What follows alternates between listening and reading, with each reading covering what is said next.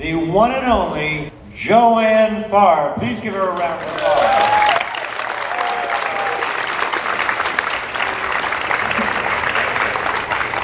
What does lab-grown meat have to do with veganism?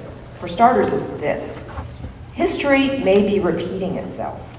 And if you care about justice, health, and sustainability, you may want to connect the dots.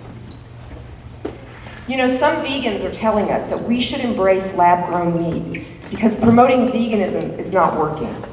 They say we are losing the battle for people's hearts and minds in converting them to veganism, and argue that even though lab-grown meat technology is advancing via lab animal testing right now, that vegans should support it because down the road it may reduce suffering. Are any of you having deja vu? You know, the same people who encouraged us to promote humane meat and dairy a few years back are now the loudest proponents of lab meat. Most people won't change, they're saying again. So instead of trying to inspire them to embrace authentic justice, we should be pragmatic.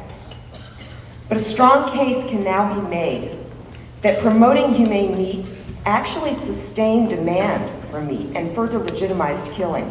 And you know, my own experience of 25 years as an activist, you know, but the biggest stumbling block that I now encounter when I try to promote veganism to people is that I encounter people who won't consider it because of humane meat. You see, its promotion supported a cultural paradigm that is now an endpoint in many people's ethical evolution. You see, once people embrace and form social networks around the ideology that it's okay to enslave and kill other beings, you know, as long as you don't do all the terrible things that factory farms do, they become the most resistant to veganism.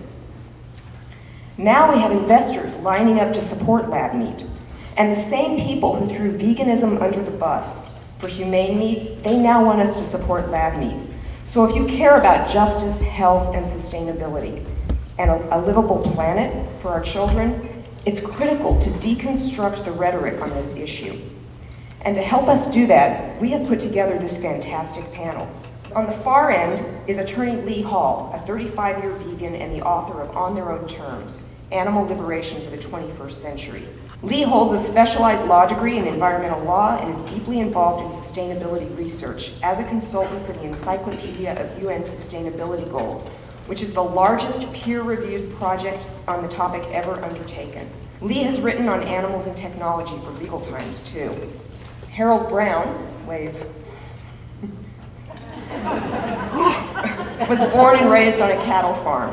He was in 4-H and spent half his life in farming. After leaving the farm, Harold embarked on a journey of self-discovery, which led him to become vegan and an activist. And today he is a produce buyer for a major co-op in New York and works with local farmers. And he wanted to be on this panel to discuss the ethical and moral aspects of lab meat.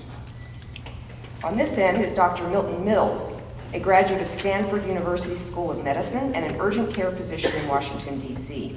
As Associate Director of Preventative Medicine for the Physicians Committee for Responsible Medicine, he co-authored articles on racial bias in federal nutrition policy. Dr. Mills brings expertise in nutrition, medicine, and public health to our panel. And over there is Serena Fard, who holds degrees in biochemistry and policy studies and spent a year interning with filmmaker Tribe of Heart. She now splits her time between teaching chemistry and creating YouTube videos on her channel, Born Vegan. Big funders behind this and the people who support high-tech startups who are involved in promoting the idea are pointing out that there are now 7.7 billion people on the face of the planet, and most all of them, all of us, are aspiring to the Western diet. So the income levels around the world are rising, and more people want high-fat, fleshy diets throughout the world. So what that means is that within the next 30 years or so, or perhaps even sooner, we will have exceeded the planetary boundaries that allow us to have a safe planet for ourselves to survive on. What are we going to do? Well, they're saying, hey, there's an app for that. And it's in the lab. We'll take some cells, we won't even need feet for these animals, or ruminant capabilities, breathing or anything. We're just going to make this flesh from a few cells. Thank you. So let's ask our biochemist now to explain to us, how is lab meat created? So the idea behind this technology is that we will take just a few cells, a little, quarter-sized biopsy or piece of flesh from animals, or even, as some proponents are suggesting, a feather that falls off of a chicken. And you just take that feather and can extract cells from that, grow them in a laboratory setting into all kinds of different pieces of meat, whether that's actually like a steak type cut or meatballs. And they would have to take flesh from different animals to produce each kind of meat. And the idea is that you could take that amount of cells or flesh one time, grow them in a lab indefinitely, and have now an endless supply of flesh that never came from a slaughtered animal and didn't require killing an animal. So that's the idea. And the idea is there would be no animals needed past that first point. But the reality is very different. The reality is that extracting cells from any flesh or feathers or anything like that is very difficult to get the right type of cells. We have to have, they need stem cells or specific muscle cells, different types of tissue. And extracting and growing cells in a lab is actually very hard. Cells do not normally stay alive indefinitely. And this is true in our bodies as well. Most cells will replicate a certain number of times before eventually dying off and being unable to replicate further. And the current technology right now requires that we would have to repeatedly take biopsies or pieces of flesh from animals once that set of cells can no longer replicate to produce meat. Cells also have to be grown in a growth medium with very specific nutrients. And the primary nutrient that most cells are grown in right now is something called fetal bovine serum, which comes from slaughterhouses as well. It's taken from baby cow fetuses by injecting a needle into their heart and draining their blood. That's what cells are being grown in. And cells are also easily contaminated. It is very hard to get cells to stay alive in a lab without antibiotics and very careful sterile technique. So there's a lot of technological problems. And then there's two options really for how we can scale this up, and potentially proponents are saying do this. So the first option is to repeatedly take flesh from an animal, grow it up, and it may produce a lot more meat, theoretically, than killing that animal would.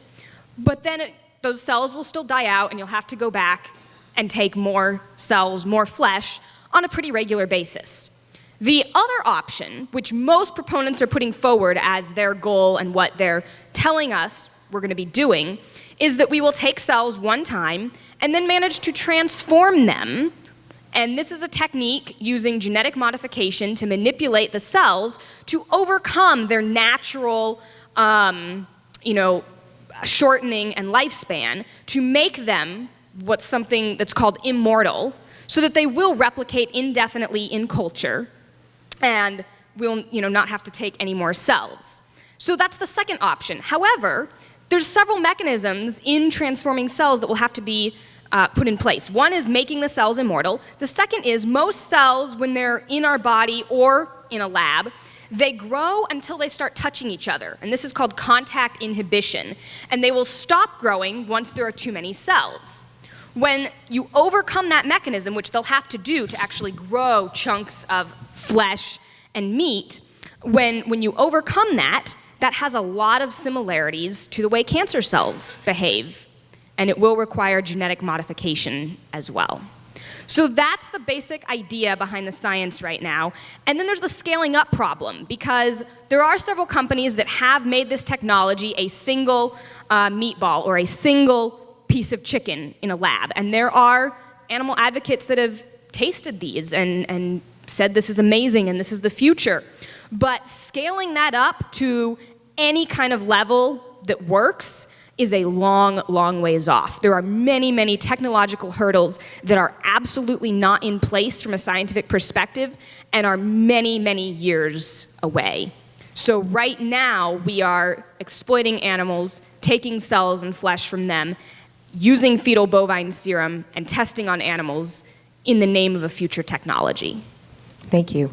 So, Lee, there are a lot of different names for lab meat. Can you talk a little bit about the different terms that are currently being used? Yes, thank you, Joanne. At the beginning, we heard a lot of talk about in vitro meat, lab meat, and terms that conjure up this idea of a lab are less frequently used today. Many of the journals discussing this, whether they be sociological journals or scientific journals, are referring to this now as cultured meat. So you'll see this more and more. Cultured still, however, does conjure up, perhaps some proponents of lab-grown meat have said, it may conjure up ideas of a petri dish. So it may not be ultimately the best language to use if we are going to promote social acceptance of lab-grown meat. So instead of saying lab-grown meat, as I am right now, we might want to shift to saying clean meat, because people like to eat clean. And the concern that people have when you have focus groups and you go out and you try to figure out, are the public ready for this? Are people going to accept this? Is this lab-grown meat something that people want in their everyday lives? And what you'll find out in the surveys that have been reviewed in sociological journals, as well as Meat Science, the journal Meat Science is looking at this as well, and they would like to know, for commercial reasons, is this something that has a lot of commercial potential? And they find out that when people are exposed to it through words like lab meat, or when they hear fake meat, they react in a negative way. They use the term fake meat pejoratively. So they respond better to terms such as clean meat, because their big concern is, focus groups have found that people are concerned about the limits of the earth. They are concerned about the environmental impact of animal agribusiness. And they do believe that there is a connection between lab-grown meat and mitigation of climate change. They are also concerned about humane factors surrounding animal agribusiness. Almost universally, they expressed these concerns, but they didn't express the same strength in the interest of putting their money where their mouth is on these concerns. The focus groups found that the public was most interested in health, and they were most concerned that the lab-grown meat might be somehow not good for us over time, that maybe we would be used as experimental subjects in a sense, because we would be the first generation eating it. And so the focus group said, if you want to market this, if you want to promote this, focus on its naturalness, that it's like meat that people are used to eating, that it's like something traditional, and that it'll avoid health problems. So it'll avoid bacteria, salmonella, and so forth. Well, thank you. That's the So, word clean meat. what are the health implications of lab-grown meat? First, I'd like to say I kind of like the idea of cultured meat, because I have visions of the meat arriving with a tiara and a pair of opera glasses. But the bottom line is that animal tissue should not be consumed by human beings. And so I don't care if you grow it in a lab, if you get it from an animal or if space aliens deliver it in the middle of the night, it's still going to cause disease. It's going to promote cancer. It's going to harm your kidneys. It's going to create a heart disease and raise your risk for strokes, diabetes, and everything else. That's the bottom line. Human beings should not be ingesting animal tissue.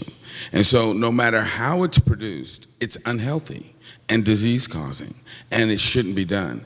And the real problem I have with this is that the minute you start going through all these gesticulations to try and create something we shouldn't have in the first place, you are in essence putting your stamp of approval on eating animal tissue.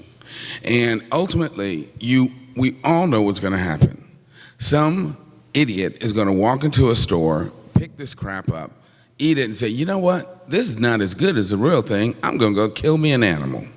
So the bottom line is this, whatever you call it, clean meat, which, by the way, if they call it clean meat, then we should get to be able to call the stuff that's in the meat case dirty meat.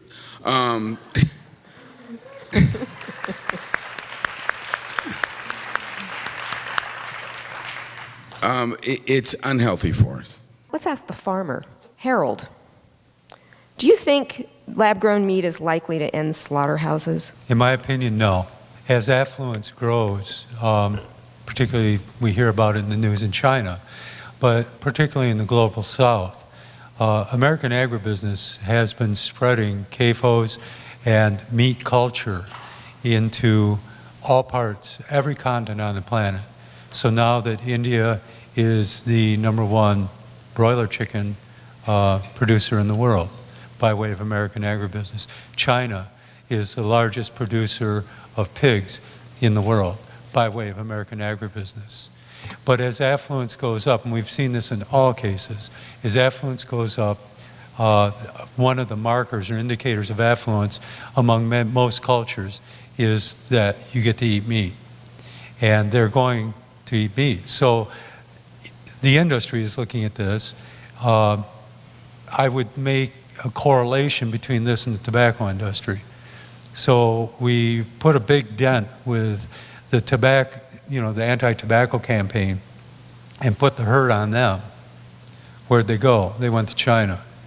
Huge market. They're making buku bucks. Well, the meat industry is going to do the same.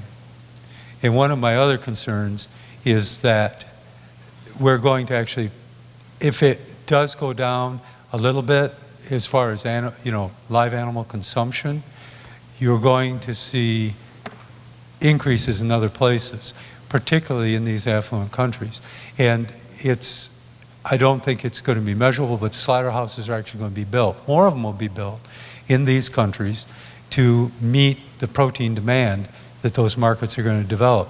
Because the industry has a really interesting way of playing both ends against the middle. So you'll see companies that will take dairy, for instance. Dean Foods bought Silk so they could be in the plant-based milk business, but they're the largest dairy cooperative in the United States. They learned that's just how markets work. It's playing both ends against the middle. They're going to do the same thing with this. So you might have entrepreneurs that are going to say, we're going to invest in this, we're going to make this happen, and I really don't see it happening over time because it's going to be the same thing. You're going to see some big agribusiness get involved, and they're going to, buy up this small startup, and then they're going to be playing both ends against the middle. And is that going to move the moral and ethical ball forward? I really don't think so. But, that's just how it works. So I actually think more slaughterhouses are going to be built over time. Thank you, Harold. Serena, you want to add something? So I just want to share a quote from the Tri-State Livestock News of this month to support Harold's point. They actually ran an article titled "How Alternative Proteins Can Support the Animal Agriculture Industry." And their quote says, "Alternative proteins from insects to cell cultures are not something to view as a replacement for animal proteins, but just another competitor in a huge global market." So the industry is getting involved in this, and they're telling the agribusinesses and animal producers that the global protein market is going to increase so much due to the population growth in the next few years that they recognize they simply will not be able to produce that much traditional animal-based meat. So they're accepting things like cell-based meat and lab-grown meat, but they don't view it as reducing or trading off with the production of traditional animal-based meat. And Milt, did you have something to add? Well, I have a whole bunch to add. And you may be eventually going to get to these issues because, again, you know, one of the things that troubles me is that the people who talk about this talk about it as though it is a real thing, number one, and as though it is something that is easily accomplished. And the fact of the matter is that nobody has done a real cost analysis of what this trying to do this, as Serena had alluded to, on an industrial scale is going to really amount to.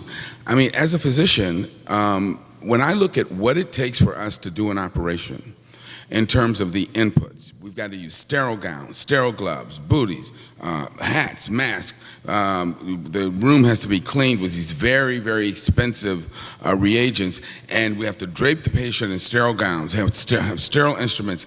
And even with all of that, within that operating room, the only thing that's considered truly sterile is that little area that is exposed on the patient that's going to be operated on. If you're talking about growing tons and tons of tissue, you are going to have an absolutely sterile factory, which of course is impossible, which is why they're going to have to use these tons and tons of antibiotics. But then my question is, how in God's name are they going to make, and Serena, you may be able to answer this, the amino acids? Right now, the chemical manufacturer of amino acids utilizes ammonia, which is one of the most toxic compounds around. But then you just can't, you know, throw ammonia in a big vat and boom, you get an amino acids, because the 20 different amino acids are very different and have very complicated chemical structure. So again, you're talking about massive inputs of energy, reagents to try and create these amino acids in the first place, and that's going to be done in some poor third world country where the environment will be poisoned to hell and back, and then transporting this stuff to wherever these factories are, trying to grow this crap. The bottom line is, the way I look at it as a physician is trying to grow tissue in a lab is like trying to make people pee.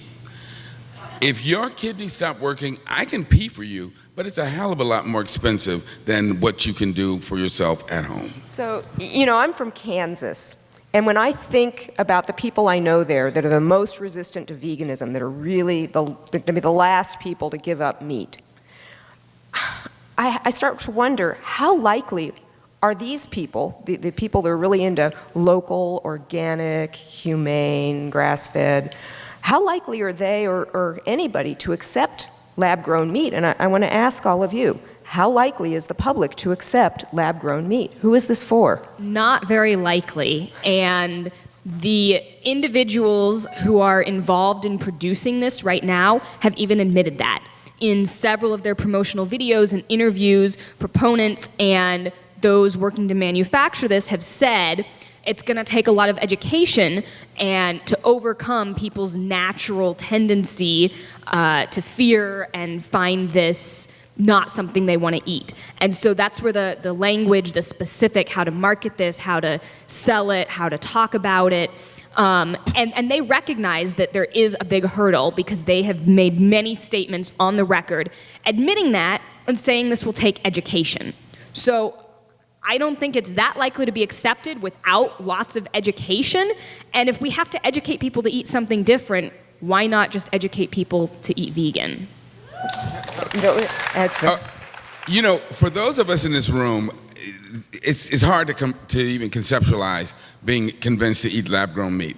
So think of it this way. How likely are you to eat a lab-grown carrot?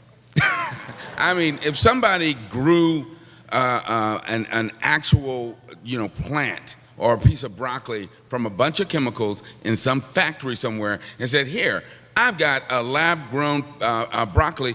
I'm sorry, I don't want it. I'm not eating it. You can keep it. Well, and I just wanted to add one other thing on this too.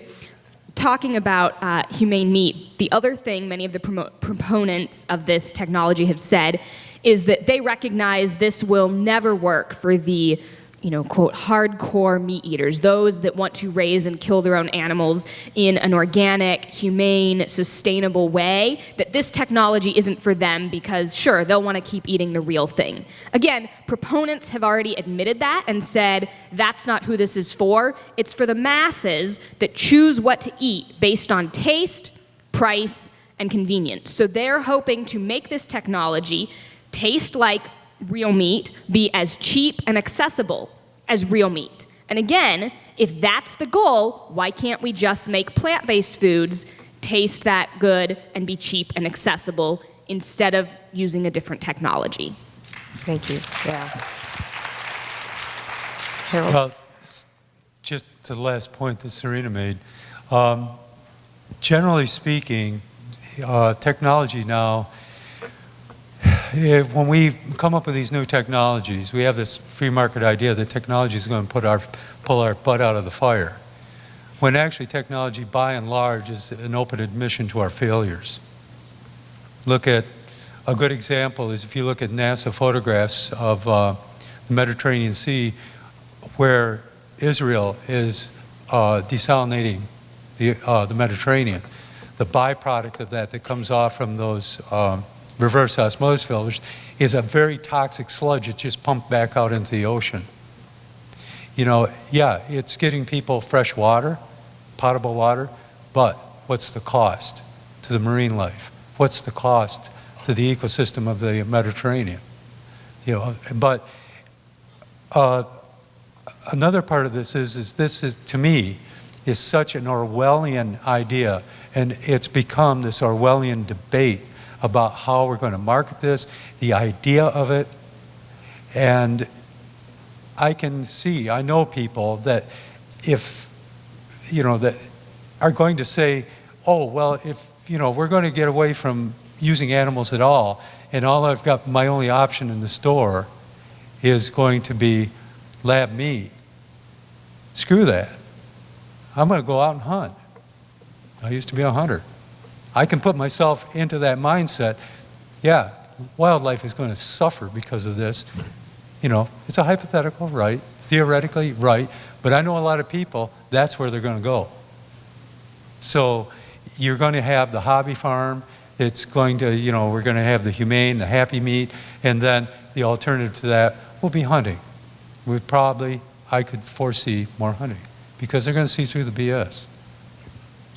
And I want to be clear. I don't know if you guys got my reference to dialysis. My point is that there is no way that we are going to be able to grow animal tissue artificially more cheaply than you can raise an animal. It's just too expensive. All of the reagents, all of the gowns we'll need, the filtration equipment, the cost of transporting these chemicals, the cost of producing these chemicals, the cost of trying to maintain sterility, the fact that we're going to be pumping tons and tons of antibiotics into these factories and creating even more antibiotic-resistant organisms. There is no way this is going to be cheaper than raising animals to eat. And the other corollary is trying to convince more human beings to eat animals is only going to massively ramp up the collective misery on this planet, not only for the animals, but in the levels of disease that we're going to create in human beings. This is a monstrous idea that needs to be disposed of immediately. Thank you. So let's go a little further with that and talk about the elephant in the room. Is lab meat likely to be better for the environment? Potentially, there is a small chance that lab-grown meat could offset some carbon emissions. However, like Milton was saying, the energy inputs required to grow cells in a lab, to run your incubators and maintain specific temperature and CO2 levels and sterility and the air filters, all of that has an enormous energy, takes an enormous energy input. And all of that will be coming from the electric grid. So if our electric grid were to shift from fossil fuels to green, renewable energy sources, then yes, lab-grown meat would likely reduce energy emissions. But given the direction things are right now, and that does not seem very likely, then we will just be shifting from raising animals that are producing greenhouse gas emissions to trying to grow meat from the electric grid and producing CO2 emissions that way. So, and there is a chance, because raising cows produces so many greenhouse gas emissions, that producing lab-grown beef would probably be lower on the emission spectrum. But for all of the other animals and types of flesh, it would likely be the same, if not potentially more. And that's assuming that we switch the electric grid. Yeah, well, yes, under a scenario where the electric grid is renewable. Assuming that the electric grid switched, then things would be lower, but that's a pretty big assumption. But that's also only if you paint the rosiest picture. I say that to get the true cost, you got to factor in all of the costs of treating the excess disease you're going to create. You know, all of the ambulances that are going to be carrying people to the hospitals, and all the extra catheterizations and chemotherapies and, you know, bypass operations that we're going to be doing. Because all of that will be part of this. And when you factor all that in, there is no way this is going to do anything to reduce the carbon footprint of meat eating. So I'd actually also like to hear each of you comment on the idea that will this technology actually do anything to shift the paradigm that created the problems that we are actually dealing with right now? Yes, speaking of the paradigm, let's back up and look at the big picture here. As far as I can see, when reading, when hearing about promotions of lab-grown meat, what's missing from the picture completely is habitat. It's not an environmental argument. Nobody is talking about the reality that we live in the time of the sixth great extinction period, and this one is human-driven. So it's progressing, or the Earth's biocommunity is deteriorating at a rate that's unheard of. And when we talk about lab-grown meat, what we're not doing is talking about how we can feed ourselves in generally differently than most people are doing today. So, for example, I think we need to talk more about lentils and beans and because if we really want an alternative to pushing the earth past its capacity to replenish nourishment for us, what we're talking about is lentils and beans and peas, because these are foods that can be grown in financially poor areas of the world. And they can be grown with very low water inputs. And they can be grown and farmed by independent small farmers around the world. And as long as we are talking about solutions coming down from on high, from the food authority somewhere with very wealthy people backing up some startups, then we're not talking about what we really need to do to advance humanity. And by advance humanity, I mean to learn, to live as part of the bio-community and not on top of it.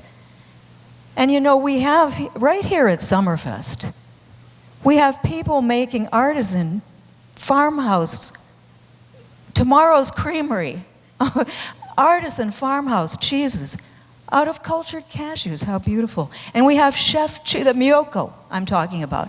Miyoko's Tomorrow's Creamery. That is tomorrow's dairy. We haven't even begun to talk about lab-grown dairy products. You know, is that next? What's next after that? Do we replicate foie gras? So Chef Chu is here from the Oakland area and is working on, now is getting into the grocery stores with products that replicate the corner store foods that people go and get at 10 p.m., right? When they're craving something from the local corner store. Those foods, but only presented from plant-based, healthful, and absolutely delicious if you've ever tried Chef Chu.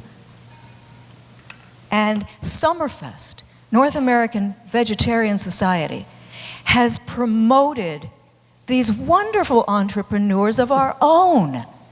And when people ask me, do I personally have a visceral feeling about lab-grown meat? I say, yes, I do. I have a visceral love for vegan entrepreneurs who are working so hard with little cafes and food trucks and corner store replacements that are actually healthful in food deserts. I have a visceral love and empathy and wish for them to prevail. Thank you, Lee. Believe it or not, they are actually working on lab-grown dairy and lab-grown foie gras specifically. Those are both already in the works. The lab-grown dairy, they're trying to genetically modify yeast to produce the casein and whey and animal milk proteins to turn into dairy. And they are already working on foie gras from duck cells as well. Thanks. But then the other thing I wanted to say in terms of the original question is that we have to keep in mind who is going to be in charge of this technology. While it might be some small animal advocates promoting this and startups that are in this because they want to reduce animal suffering or do something good and they view this technology as a way to do it, the largest investors are the biotechnology, pharmaceutical companies, Gates Foundation, large multi-billion-dollar companies and organizations that for the most part view this as a profit-driven new technological innovation that have absolutely no ethical foundation. So while it might be starting small with people who do care right now, this technology will very quickly be out of their hands in large, or Tyson for that matter, they're investing in this as well. Large, multi-billion-dollar corporations that do not care about animals or people or the environment really. They are in this for the money. And so if we're talking about feeding the world and doing it in an ethical way as well, do we really want these companies more in charge of our food?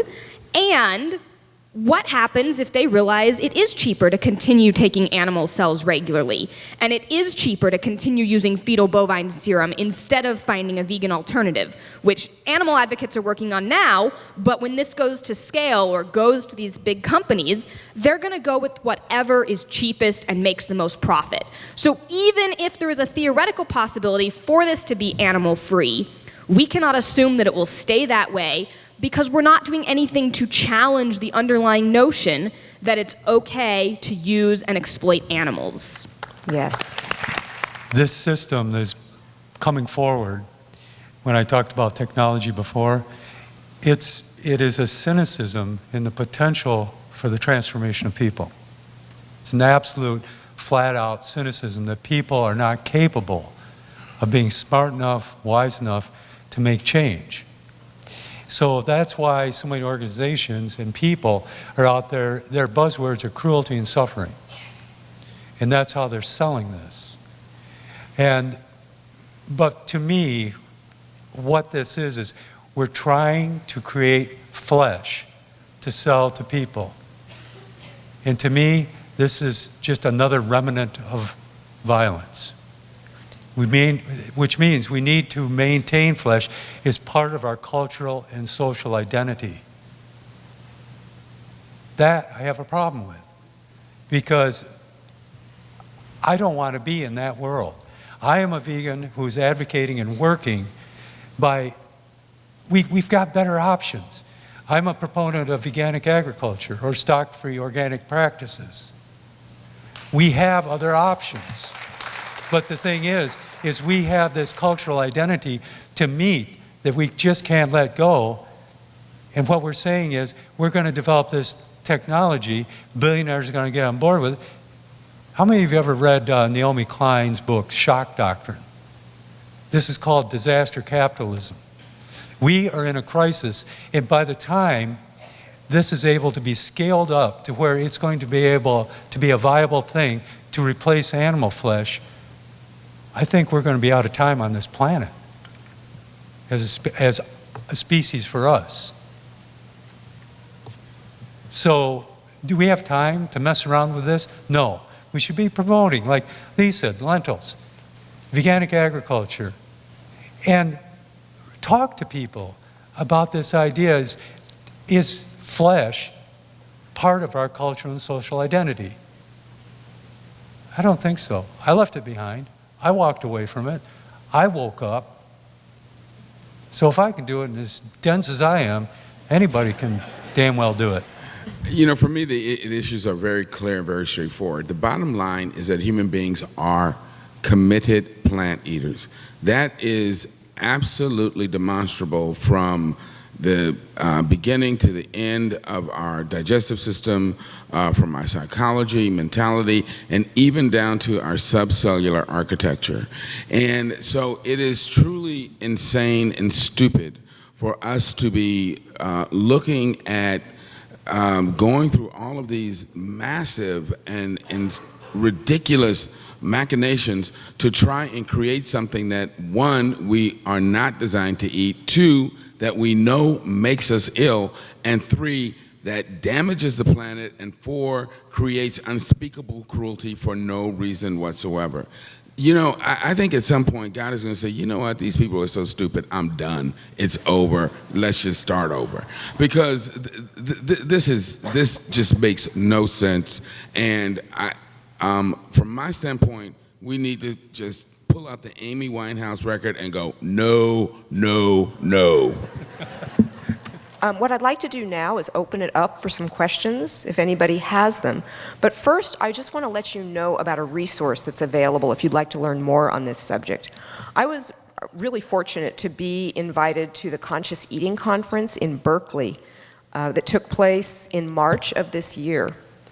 And one of the things that they did there was they put on what I think was the very first debate in the animal advocacy community on this subject. And the debate itself has been filmed, and it's available online to look at, and it is quite amazing.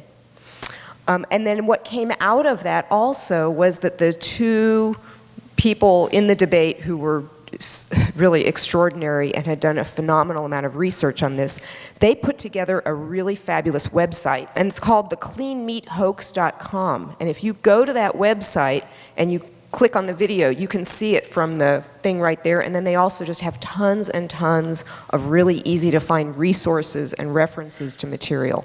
It's really great. Anybody have a question they'd like to put to this panel? Okay, so he wants to know who's going to control organically grown produce. Who wants to take that? Well, we already have mechanisms in place to do that in the United States. It's the USDA. You have the Organic National Standards. But there's also been every state in the United States has a local or a statewide. Like in New York, we have NOFA, Northeast Organic Farmers Association. It takes in some other states too. Ohio has OFA. There's layers of keeping people honest on the farm. So that's really, I don't see being a problem. But I get this, I actually get this question quite often, is how viable is veganic agriculture for meeting the needs of a global, the global palate? Well, actually, there's many studies, and these are on the farm, on the ground, studies that have been done and testimonies from farmers who have adopted these practices that they can produce far more per acre than standard organic practices and even biodynamic practices.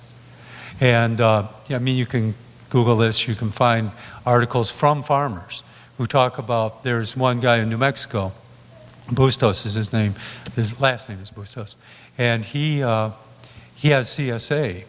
350 people in his CSA, and he was using, if memory serves, like 130 acres to supply his CSA. And when he made the full conversion over into organic agriculture, he took that down to 32 acres to meet the same number of people in his CSA. Wow. It's that efficient. Okay. Another question? Okay, he just came from Michael Dorf's lecture on intersectionality and veganism. Should we be thinking about the 5 or 6% who are represented here primarily, or should we be thinking about the 95% who are out there that really have to change their minds about the big issues?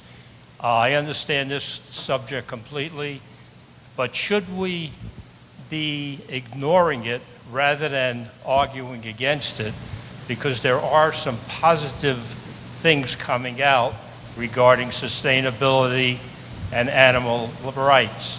So maybe we should just ignore it. That's a very good point.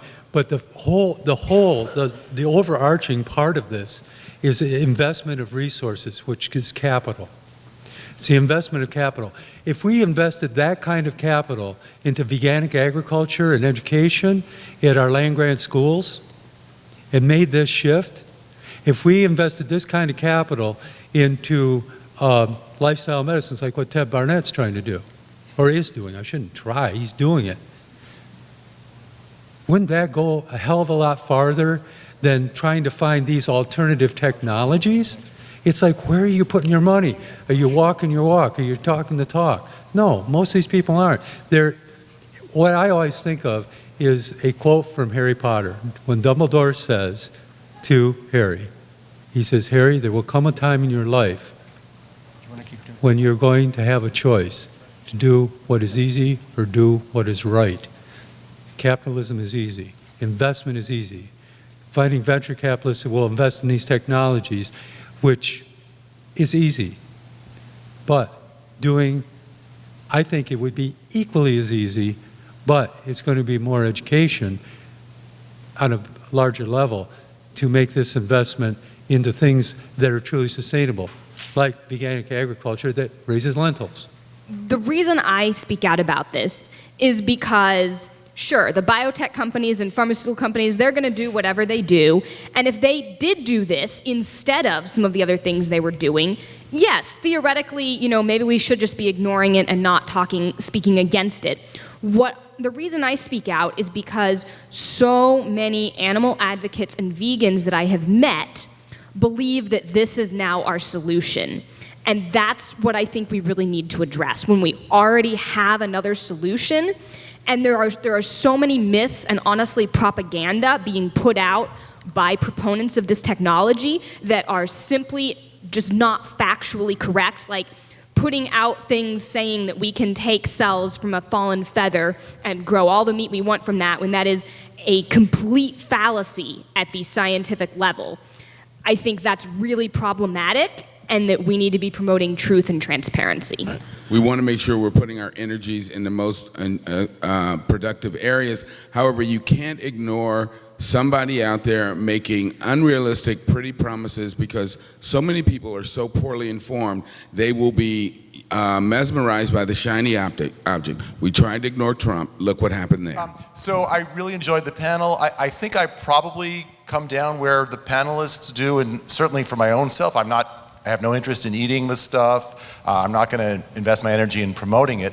But I know, as Serena just said, there are a lot of vegans and people whose views I don't entirely agree with, but people I respect, if it's good faith. Bruce Friedrich is obviously the one who comes to mind, who are investing in not only what they call clean meat, but also plant-based alternatives, who do think that this is a way to do what Marty's talking about, which is to reach people who we think are otherwise unreachable. It's not going to be good for their health, but it could have environmental benefits. I understand there are cost concerns. I suspect that people like Bill Gates have costed those out and have a different view. So I'm just interested, since the panel doesn't include any proponents, whether there's anybody in the audience who knows about the subject, who sort of favors this, not necessarily for something for us to be eating or even promoting, but as something we oughtn't to be opposing. And again, I'm still waiting for someone to do a realistic cost analysis. Everybody's talking about this in the best case scenario as though it's nirvana. Nobody's put any dollars to this. I'm like, again, man, I go back to dialysis. I can't pee for you anywhere nearly as cheaply as your kidneys can. And there is no way we are going to be able to grow animal tissue in a lab on an industrial scale in a cheap manner. That is a pipe dream. But, Okay. what it will allow is further growth of meat production past the point of what we naturally have on our planet in terms of land. Animal agriculture takes a lot of land, and the meat industry wants this because they recognize in the not too distant future we will come up against actual barriers to continued growth of the meat industry. This gives them a way to exceed that. Well, and really quickly, watch the debate if you want to hear proponents and the claims they make and the deconstruction of those. The debate had two of the most well-known proponents of this technology, so watch that video if you want to see the other side. It's my understanding that we've actually exceeded biocapacity for the last 4 decades. So we're actually using more resources than can renew themselves. So it's not something in the future, it's something we're already doing with the current amount of meat production. Just a couple of quick comments. One, you suggested no one would actually eat this stuff. Look, people eat pink slime. So they'll eat it. The marketers won't even they'll just call it ground beef. It'll get the USDA approval. If it's produced, it'll be eaten. That's a separate question from whether it should be produced, but I believe if it is produced, it will be eaten. But the other thing is, what most people don't realize is worldwide, beef comprises 4% of the total food supply, but it contributes 39% of the greenhouse gases. So 4% of the food produces 39% of the food-related greenhouse gases. So the way we're currently producing beef is absolutely ecologically unsustainable. The scientists say we need to get greenhouse gases cut by 66% by 2050 to avoid catastrophic climate change. That is almost impossible without the elimination of land-based animal agriculture.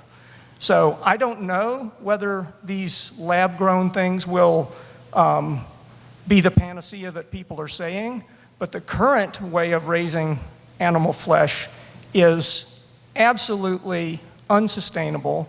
And Lee mentioned we have 7.7 billion people, but we're going to have 9.8 billion by 2050. So, something has to be done if humans are going to survive on the planet, we have to dramatically reduce the amount of greenhouse gases in the atmosphere. Fortunately, the US is the only G20 country that denies climate change. All the other members recognize it, want to strengthen the Paris Climate Agreement, and so hopefully if we can get a new administration in, we can start to return to some sanity and have more effective environmental policies. Thank you.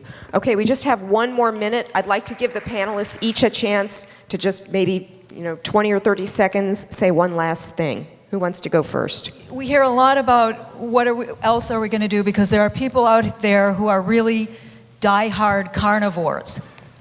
And I'm listening to Dr. Mills, and I'm thinking, really, we need to get the message out there that we're obligate herbivores. Thank you. If you are still wondering about this, or wondering if this will actually help reduce the number of animals killed in some way, I want to say I totally understand where you're coming from. And when I first heard about this, I had very mixed feelings about the technology, actually, because I had heard so many of the claims that proponents had made that I was thinking, well, at the very least, maybe we should just ignore it and maybe it will do some good. And what I want to say is the main reason, again, that I think it's important to speak out is because by the time that the technology and scalability comes into place to do any of the things these proponents are claiming, it will probably be too late on an environmental level. And we have another alternative already that if we were investing all of those resources and energy in would be a much better solution that could actually fix our problems. Well, for me, in my journey, this is more of an emotional thing rather than something of the head, but something of the heart. And like I mentioned before, this idea, this open admission that we have to have flesh is a remnant of our violent nature. And if we can't imagine something better than that, then maybe we deserve it. But the thing is there are alternatives. There are things we can do. It's where we are going to invest our energy, our time, our money, and our hearts and our minds. That's the question. Cassandra was the Trojan princess who was a prophetess, and she was cursed to always prophesy the truth and never be believed, and it drove her insane. So from now on, call me Cassandra. I just want to say, I've already said that it's clear that we're herbivores, so we shouldn't be doing this in the first place. But I know that we want to try and impact global warming and climate change so badly that we are desperate to try new things. But remember the last person who said, try it, what have you got to lose? We got a shitload to lose, ladies and gentlemen. And I'm telling you that when you're talking about carbon footprints, you can't simply say, oh, well, we won't have cows belching out methane and carbon dioxide. You've got to look at the cost of producing all of those sterile gowns, all of those sterile gloves, all of those reagents. I was just, you guys probably saw me talking to Serena. I was like, how are they going to get these amino acids that have to go into the liquids that they're going to use to grow this lab meat? She said they think they're going to be able to get them from plants. So you're talking about growing massive amounts of plants to extract amino acids, to turn around and send to a lab to try and grow a piece of crap. And right now, we're already dealing with people being poisoned and made sick by salmonella, E. coli.